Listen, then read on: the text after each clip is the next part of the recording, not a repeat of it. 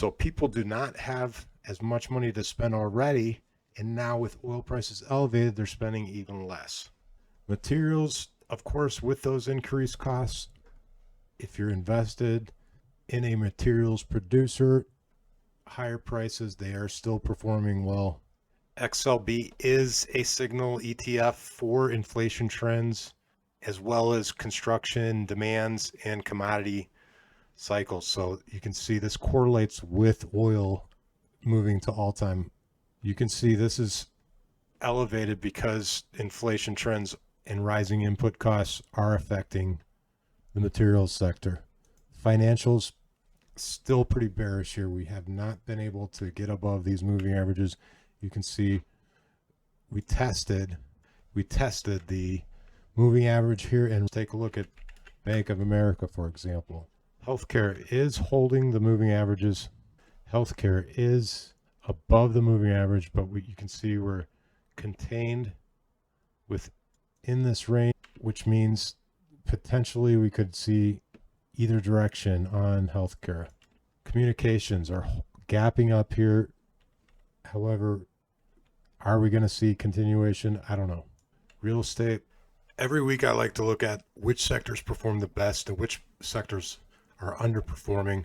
It's taking a look at the specific sectors here, giving you a rundown of which sectors I'm looking at and the futures markets, including the tech, NASDAQ, Dow, and Russell small cap, as well as the metals, gold, and silver. Looking at the industrial sector, you can see we held up very, very nicely here. However, you are seeing these indecision candles come in. So we want to see a breakout above for continuation or a retest and a hold of these levels, which would give you an opportunity to potentially add to your portfolio at this point. Discretionary, again, is not, people don't have the money to spend. Materials, financials is an issue here.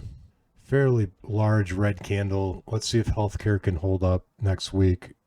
We did have a rebound. However, people unfortunately may not be going in to get as much healthcare if they don't have as much discretionary income or are unemployed. Communication services is holding up nicely after a rebound above the moving averages. Let's see if we can get a continuation higher there. Real estate has almost completely recovered here. However, if we're going to continue, we need to hold these levels. And you can see what I would be looking at here is potentially a test of the all-time highs in this particular ETF.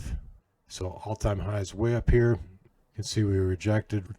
Are we going to reject again in the real estate sector and see a slowdown in the real estate market? This will be a good indication for you as far as the housing market in general. If you're seeing this decline again, housing prices may start coming down. Consumer staples holding up very nicely. We're testing the high of last week. See if we can get a continuation up to these prior highs. Utilities with increased prices in oil. This is in the economy. This is a defensive sector. This is where money goes when there's uncertainty in the market. Things like utilities, things like staples, things like gold normally. And so if we see recovery in the tech sector, discretionary spending, we're going to see it come out of these defensive sectors like utilities. Corporate bond funds have been outperforming. I still like these, you can see. However, if we see a downturn in the economy, they're going to be paying less money. The 20-year bond funds continue to underperform. You can see all the money right now is in short-term treasuries. Nobody wants to buy those 20-year bonds at this point with the uncertainty in inflation. People want to be short-term to know that treasury inflation protected bond funds also have held up very well. And the energy sector has declined with oil. So if we see continued, you will see that reflected in other assets like ExxonMobil. Broadcom, this is coming from a longer term agreement to secure multiple gigawatts of next generation processing units to power the Claude model AI system. Broadcom plays a critical role in designing Google's tensor processing units. Looking at Carvana, have earnings coming out here. April, nice rebound on Friday. NVIDIA back into the range here. Amazon exploding. Earnings coming out on April 23rd. And Bitcoin has retaken the $70,000 level on the weekly here. Let's see if 80,000, but I like this. Walt Disney Company, Walgreens, Nike, Microsoft, McDonald's, Johnson & Johnson, United Health Group, Travelers Company. So you can see how some of those are pretty discretionary. So this is not going to necessarily do the same thing that the NASDAQ or the S&P does.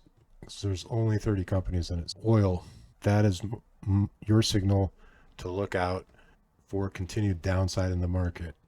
We had a nice decline in the volatility, which is conducive to further bullish. SMCI has all sorts of legal problems. Right now, underperforming. They've got to get those straightened out in order to see any sort of a gap fill here or a continuation higher. If we do get some resolution in the legal problems they've been having, you could see a potential fill of that gap up to the $30 range here. They need to get all that sorted out.